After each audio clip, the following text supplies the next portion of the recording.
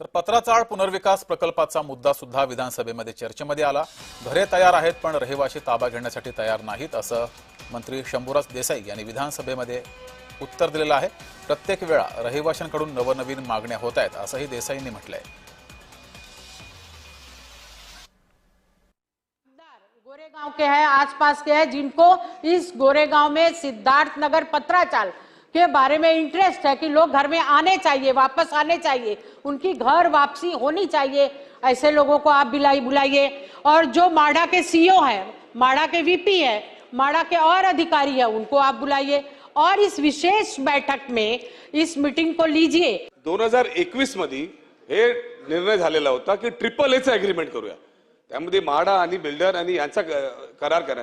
ते का करत नाही तुम्ही? त्यांची मागणीच तेच आहे की सविस्तर कमीत कमी ते एग्रीमेंट तुम्ही करून घ्या। तुम्ही त्यांची मागणी मान्य करत नाही, तुम्ही त्यांचं ऐकत नाही आणि तुम्ही त्यांना फोर्सफुली रूम मध्ये यायला सांगतात। तो ताबा घ्यायला पुढे आला तर त्याला तिथल्या काही स्थानिक लोकांनी दमदाटी करून त्याला मारहाण देखील त्या ठिकाणी केली। त्यामुळे काही लोकांचा वेस्टेड इंटरेस्ट याच्यामध्ये असल्यामुळे ते अशा पद्धतीने हा प्रकल्प रखडवण्याचं काम करतायत।